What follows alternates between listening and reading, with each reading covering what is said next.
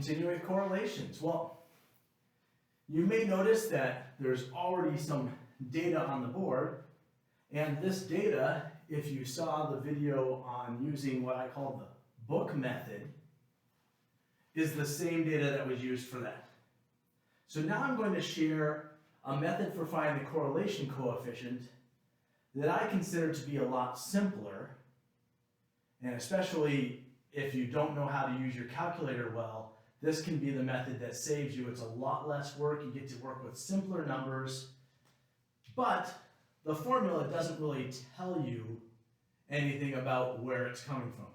Now, I call this the Davis method, but that's just because I happen to be the one teaching it at this time, and I prefer it to the other method.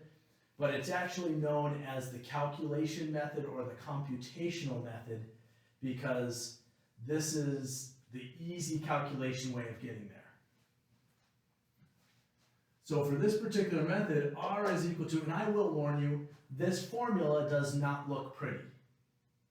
But we will see that all the numbers that go into this formula are really easy to get. So R is equal to n times the sum of xy minus the sum of x times the sum of y over the square root of n times the sum of x squared minus the sum of x squared times the square root of n times sum of y squared minus the sum of y squared. Now, like I said, this formula can be a little scary when we first see it. That's a lot of things going on there.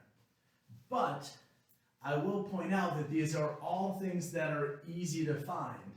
And you'll see as we go through this that the calculations continuously give us nice numbers to work with as opposed to horrible numbers to work with.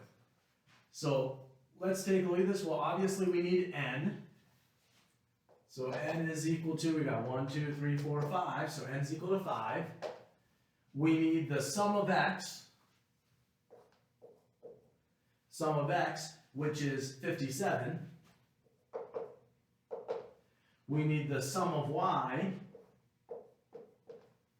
which is 92.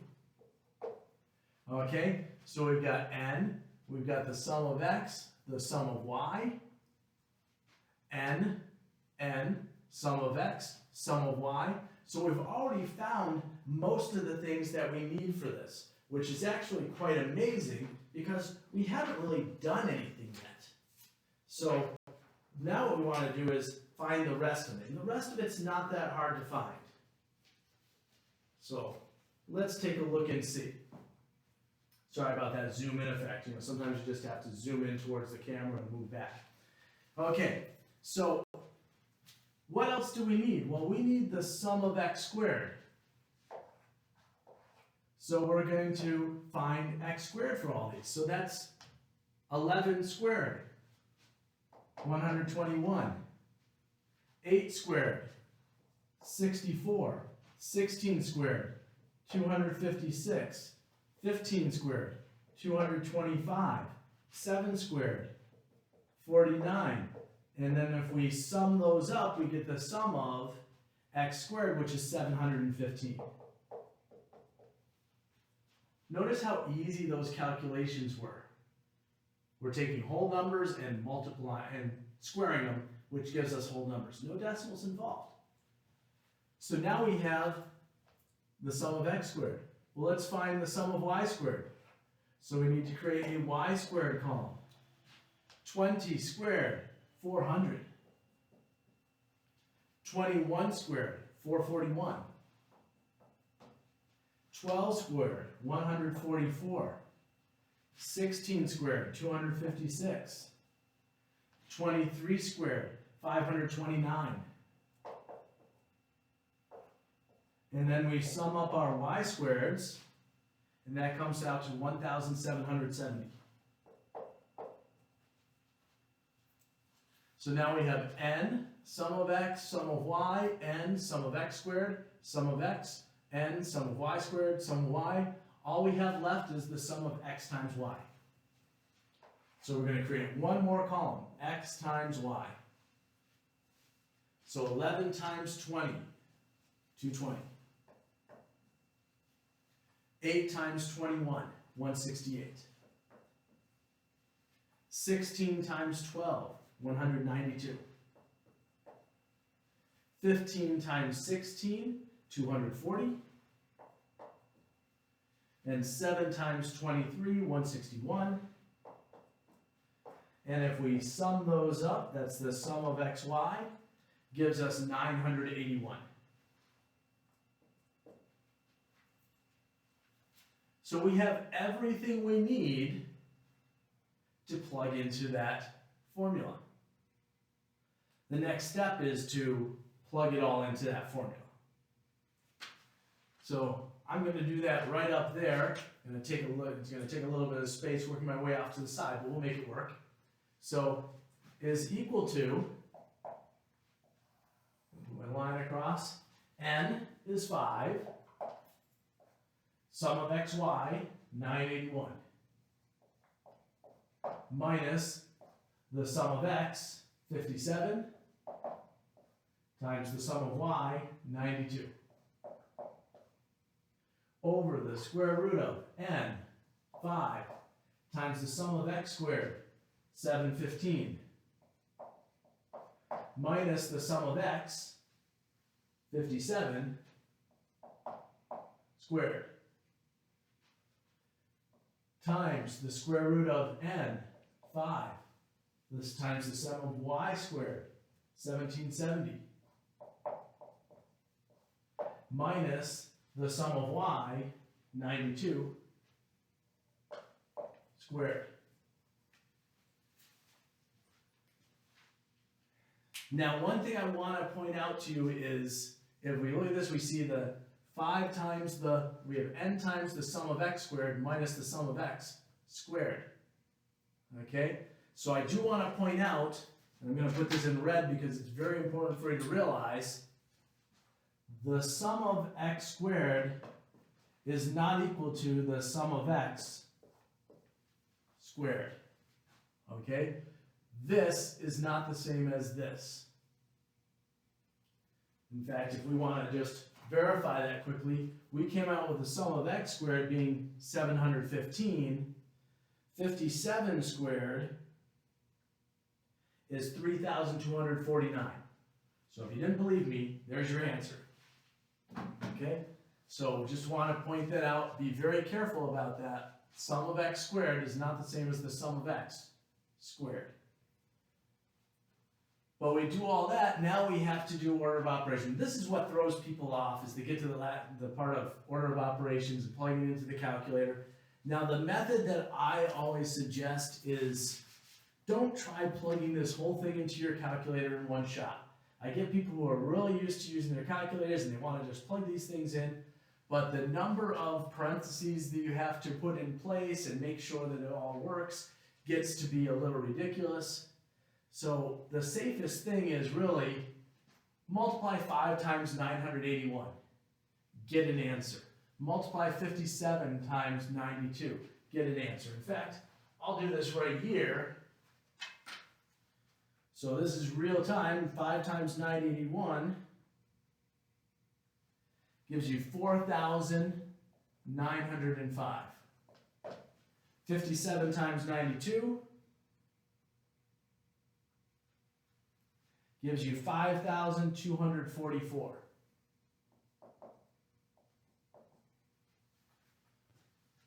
I'm going to take the next step here, I'll do it in blue, and say 4905 minus 5244. We get that cap on the pen while I'm holding the calculator in that same hand. Who knew it would be so much difficulty? So minus gives us negative 339.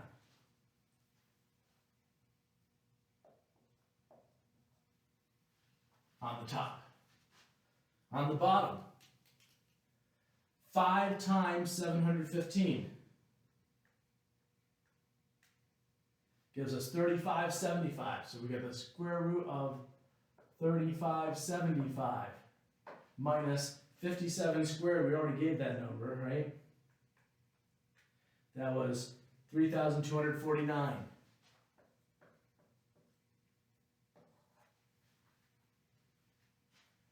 okay? Which if we subtract, we get the square root of 326. And if we go one step further with that and take the square root, that's going to give us 18.06 approximately. Okay?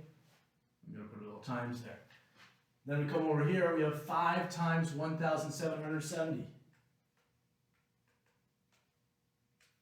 Gives us 8850 minus 92 squared. 92 squared is 8464. If we subtract those,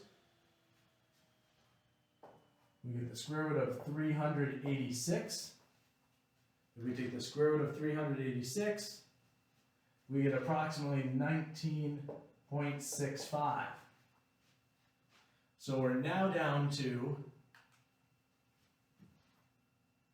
r is equal to negative 339 over 18.06 times 19.65. So of course we have to multiply the bottom, which gives us about 354.73. So we have r equal to negative 339 over 354.73. And then when we divide, we get r is equal to negative 0.9556 when we round it to 4 decimal places. So yes, I went through this extra effort and did all these calculations out for it, and I kind of did it in a mixed way just so I could get it through on the board and make it fit. But order of operations: multiply, multiply, subtract. Multiply, square it, subtract, take the square root. Multiply, square it, subtract, take the square root. Multiply those two values together.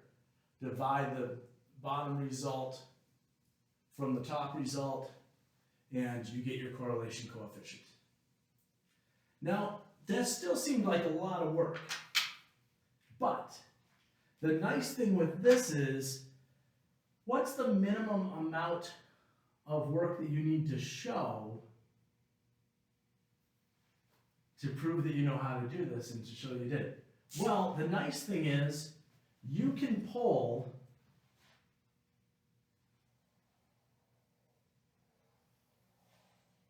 all of those summations out of your calculator. If you have a 2-variable calculator, you can pull all of these summations out of your calculator, which means you don't have to build this whole table. If you have a single variable calculator, you can do these 4 summations, and you're going to have to build that last table, that last column there of the table to get the last one. Obviously, you have to show n equal to 5, but you know that much. And then you need to show that you can plug the values into the correct spots in the formula.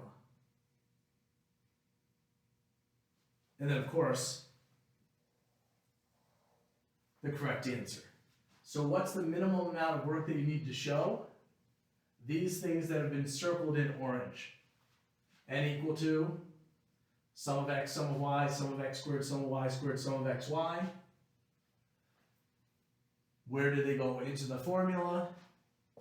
And the final result. And if you know how to use a 2-variable calculator, then it can give you that final result, so you don't have to deal with doing all those calculations through it.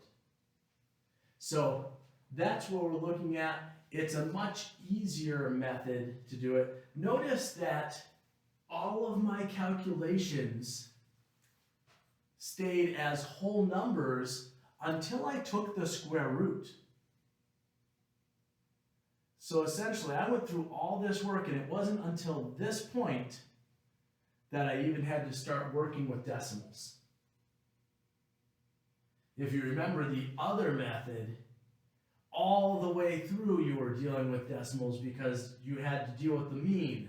And if the mean wasn't a whole number, then that meant that your deviations were going to be decimals, which meant that your z and your z-scores were definitely going to be decimals. And multiplying those together was going to give you worse decimals and everything.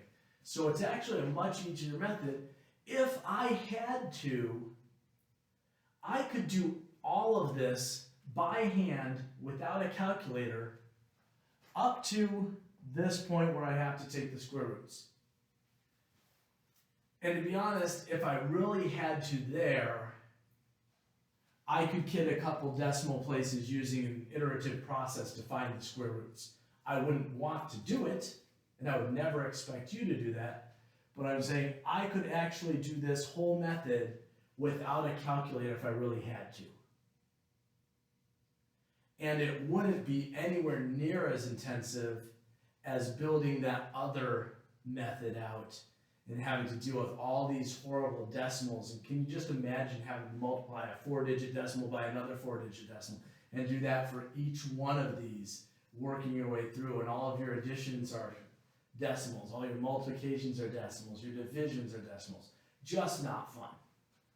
So this is my preferred method. It's known as the computational method or the calculation method of finding a correlation coefficient. And again, we see that r equal to negative 0.9556 is a strong negative correlation. But unless you're asked that, you do not need to state what type of correlation. If you're just asked to find a correlation coefficient, this does it, and you found one.